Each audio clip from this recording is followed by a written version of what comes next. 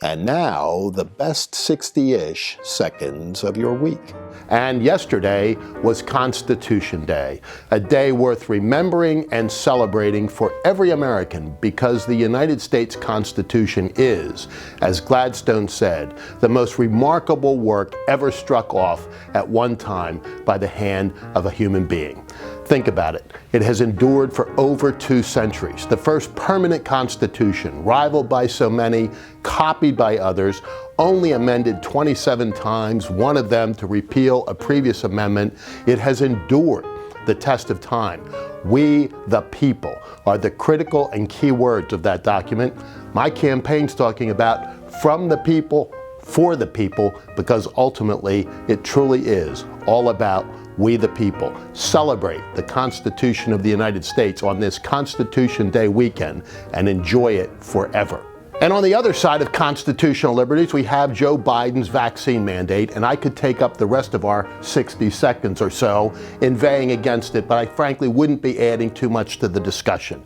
Jen Psaki, who didn't have to double back this time, said, quote unquote, "That's correct," when asked if American employers who are being required to have their employees be vaccinated are different from those crossing the southern border. Enough said.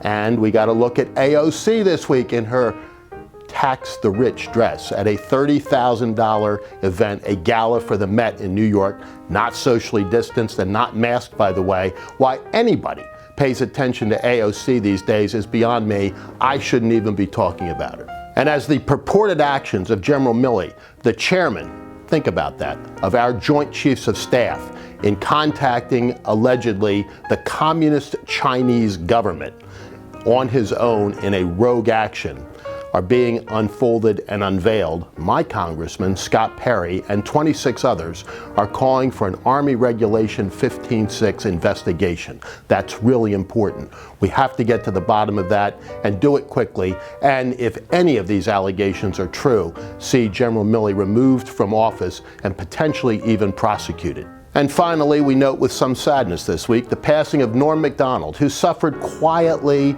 from cancer for many years. He didn't talk about it much in the public arena. He dealt with it in his own private way. God bless him.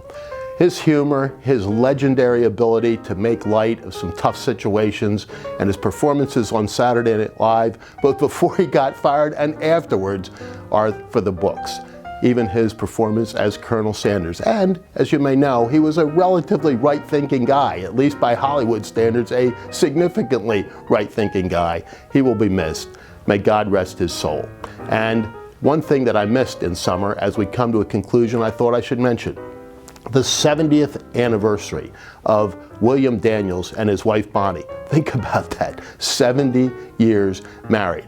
He had a great career on both stage and screen. He and his wife portraying the fictional married couple on St. Elsewhere, winning Emmys on the same night, only the second time in history that ever happened. But my favorite role for him was his portrayal of John Adams in the movie adaptation of the Broadway show 1776. I know the purists don't like it. I love it. And if you get a chance to see it, take a look, because it's actually pretty historically accurate.